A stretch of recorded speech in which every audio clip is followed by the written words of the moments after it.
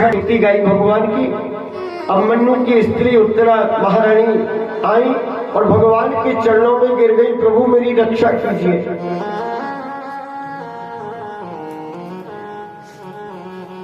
पाई पाई जगन्नाथ, ये द्वारिकाधीश है जगन्नाथ, मेरी रक्षा कर। क्या बात है। बोले जी अश्वत्थामा का ब्रह्मास्त्र मेरे गर्व को नष्ट करने के लिए लगा। अश्वत्थामा को मारा नहीं ना, छोड़ दिया, लेकिन नीच व्यक्ति को कितना समझा लो। उस समय तो फेंके मारे, वो कुछ भी करने को तैयार हो जाएगा, लेकिन अंत में एक वो कहावत है ना, गोबर का कीड़ा घूम घाम करके गोबर में ही पहुंचेगा, क्योंकि उसे उसी में आनंद मिलता है।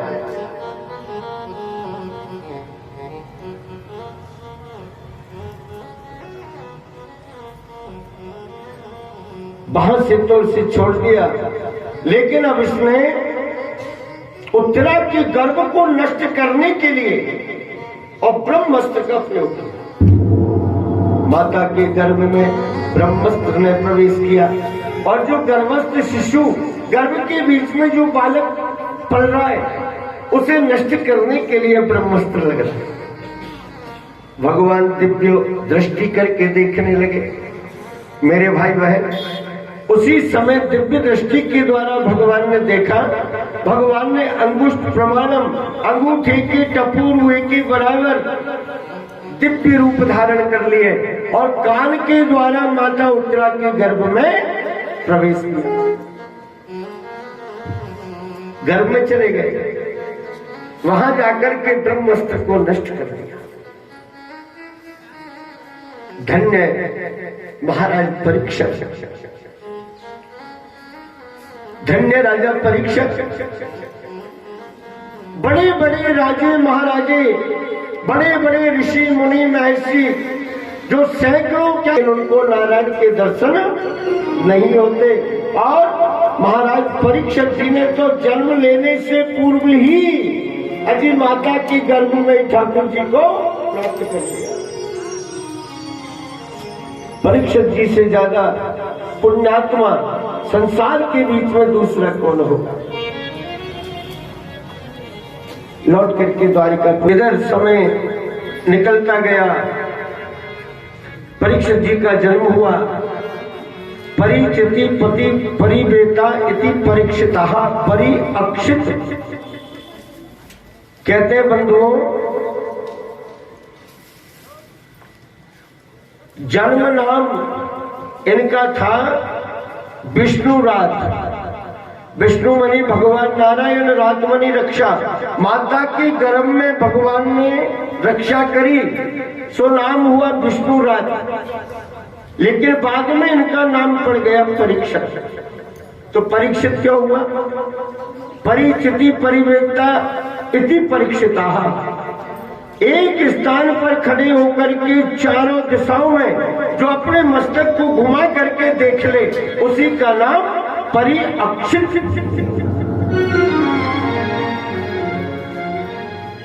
एक स्थान पर खड़े होकर के चारों दिशाओं में मस्तक को घुमा करके देखते थे परीक्षित जी महाराज।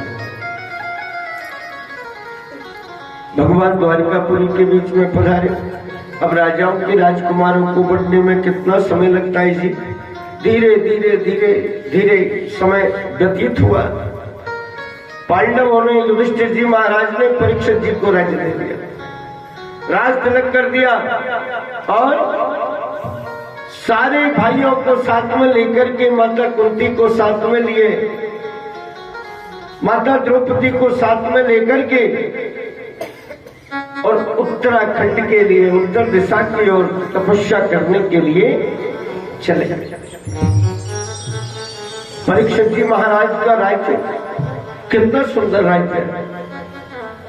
परीक्षित जी ने सारी पृथ्वी का एक छत्र राज्य धारण किया।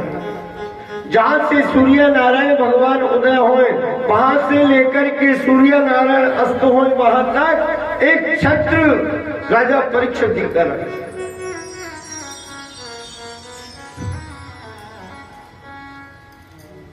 जब राजा पुण्यात्मा होते हैं ना, धर्मात्मा राजा राज्य करते हैं पृथ्वी के ऊपर, तो देवता भी प्रसन्न होते हैं,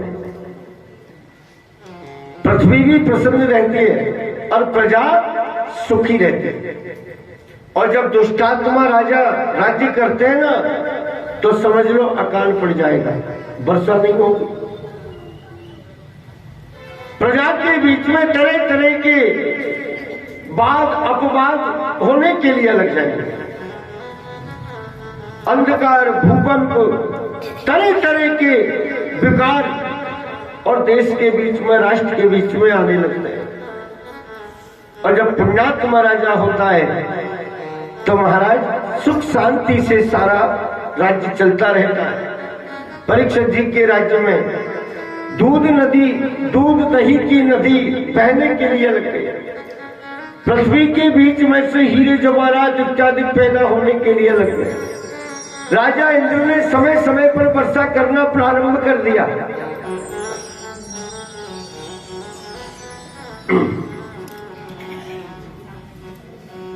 गोस्वामी तुलसीदास जी रामायण जी में कहते हैं क्या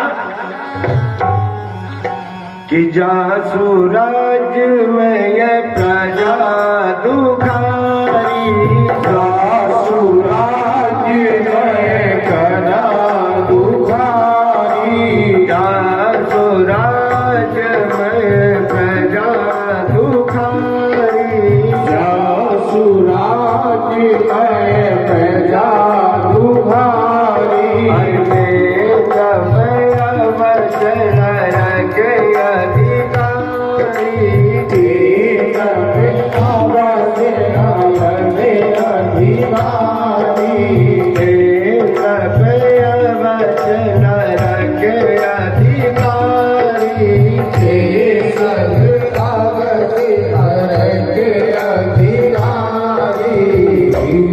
जिस राजा के राज्य में प्रजा दुखी होती है जी, वो राजा नरक का गामी होता है।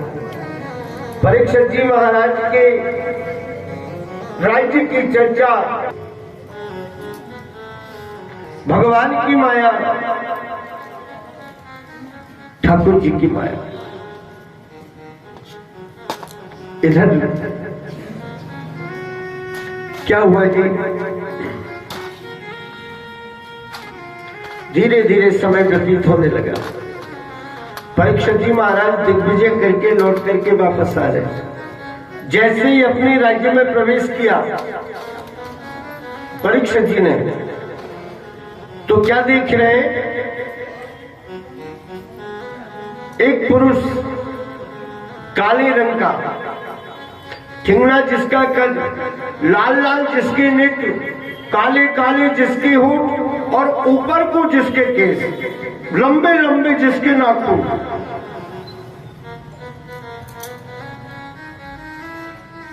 अपने हाथ में बेतले करके और एक गाय और बछड़े को मारता मारता ला रहा है। कभी गाय को बेच दे रहा है, कभी बछड़े को बेच मार रहा है। गाय रंभाने के लिए लग रही है, दोनों नेत्रों में अश्रुओं की धार बहने के लिए लग रही है। मेरे भाई बहन, परीक्षित जी महाराज रथ से नीचे उतरे। इस दुष्ट की क्रिया को देख करके क्रोध आ गया, लाल लाल नेत्र हो गए, होठ फड़फड़ाने के लिए लग गए, भुजा फड़कने के लिए लग गए, कहने के लिए लगे, रे मूर्ख, अरे अपचारी, तू कौन है और मेरे राज्य के बीच में तू ये अत्याचार कैसे कर रहा है? गऊ को बेंत मार रहा है, ये गाय के साथ में एक बछड़ा, इस बछड़े के एक ही चरण है। अब एक पैर से कैसे चला जाता है जी? हाँ? एक दो पेंड आगे बढ़ता है, लेकिन ये ठाकुर जी की देन। ठाकुर जी ने जिस व्यक्ति को एकदम से सीधा सत्य बनाया, कैसा बनाया? जिस जीव को बिल्कुल एकदम से सीधा, अटेंशन, एकदम से सीधा बनाया, उसे हम कहते हैं कि इधर से निकल करके जाना है, तो वो तो टेढ़ा मेढ़ा होकर जाता है। जिसको सीधा बनाया ना, वो तो टेढ़ा मेढ़ा होकर के जाता है। और जिसको टेढ़ा मेढ़ा बनाया, जिसके 4 पैर बनाए, टेढ़ा मेढ़ा बना दिया, वो जिधर से उसका मालिक निकालेगा उधर से ही चला जाएगा। ये समय का प्रभाव। जिसको सीधा समझा, सीधा बनाया, वो टेढ़ा चल रहा है, और जिसको टेढ़ा समझा वो सीधा चल रहा है।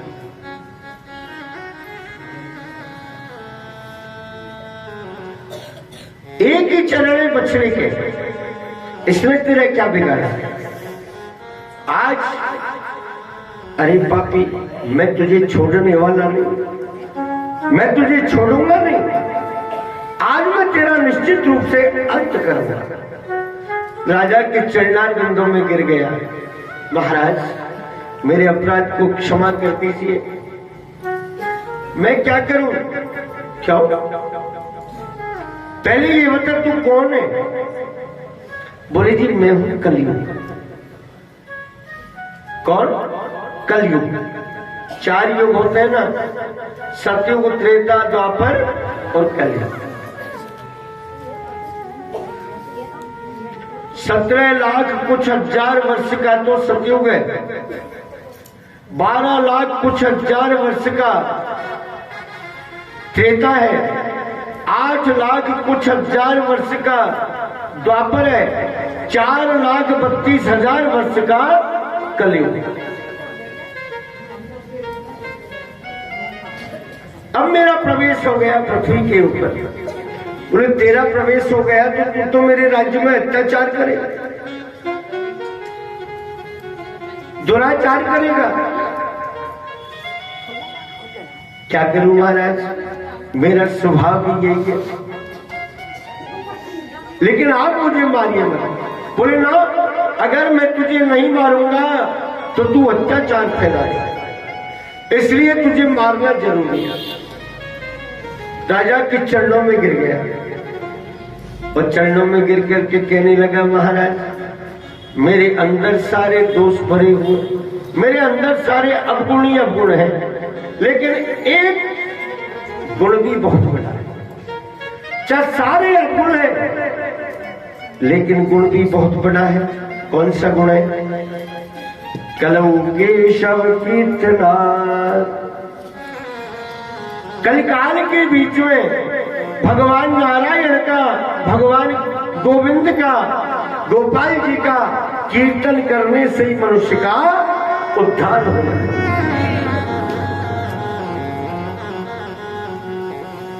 गोस्वामी जी ने कहा,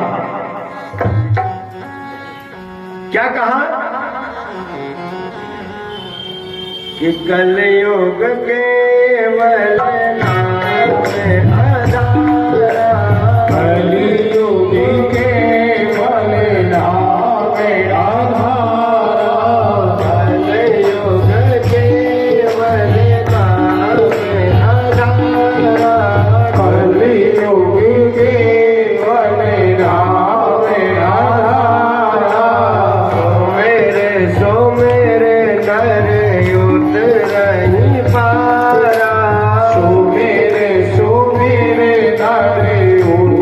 उतरहि पारा, सो मेरे नर उतरहि पारा, सो मेरे नर उतरहि पारा, सो मेरे नर उतरहि पारा। कलयुग के बीच में भगवान का नाम ही आधार है जी। और जैसे जिस किसी से बन सकता है, वैसे भगवान का स्मरण करते करते, ठाकुर जी का गुणानुवाद गाते गाते और अपने समय को व्यतीत कर लीजिए। निश्चिंत होकर के किसी बात की चिंता मत कीजिए। ग्रस्त में, परिवार में इतना मत डूब जाइए कि ठाकुर जी की याद की स्वार्थ पर टिके हुए हैं। किसी कवि का कथन है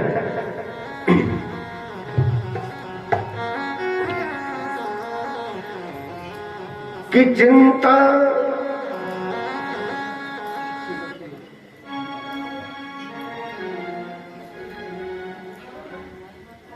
चिंता करे बलाई हमारी, क्या अरे चिंता करे बलाई हमारी, इस माया जंजाल की। जय बोलो प्यारे, जो बोलो गोपाल की। जय बोलो प्यारे, जय बोलो गोपाल की। चिंता करे बलाई हमारी, चिंता करे बलाई हमारी, चिंता करे बलाई हमारी, चिंता करे बलाई हमारी, माया जंजाल की। जय बोलो प्यारे, जय बोलो गोपाल की। जय बोलो प्यारे, जय बोलो नंदलाल की।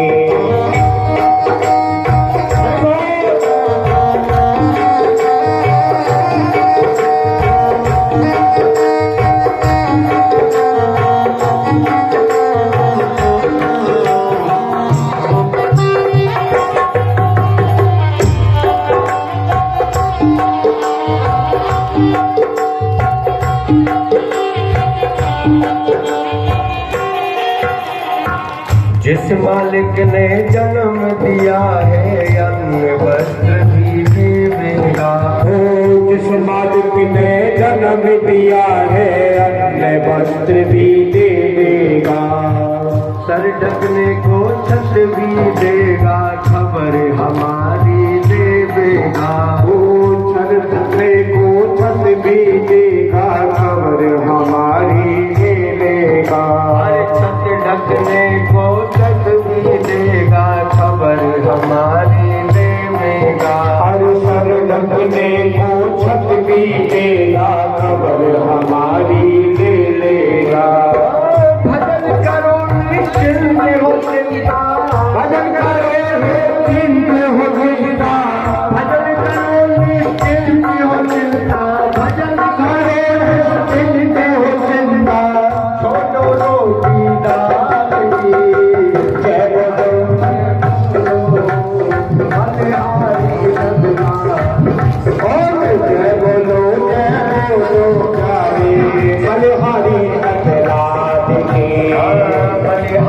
बलिहारी बोलो, बलिहारी नंदलाल की। बलिहारी बोलो, बलिहारी नंदलाल की।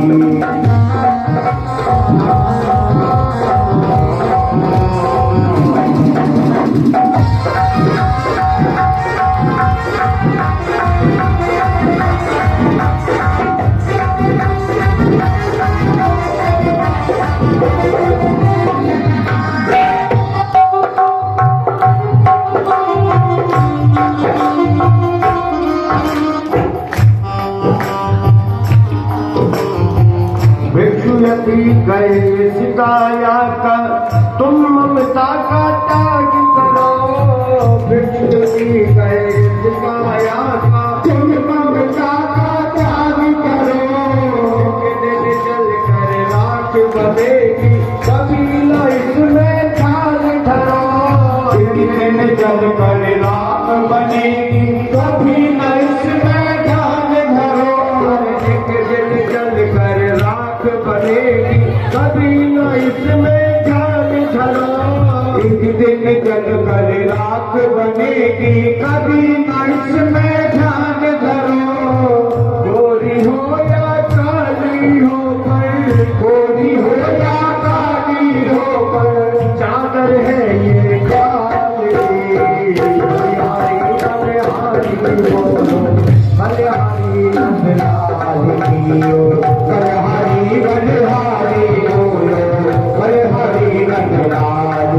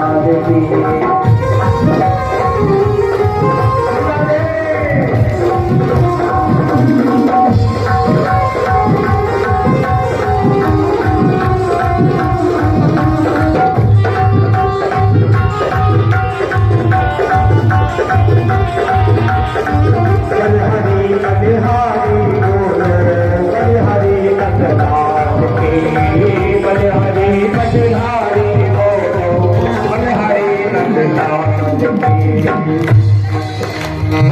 बोलिए कृष्णचंद्र भगवान की जय हो।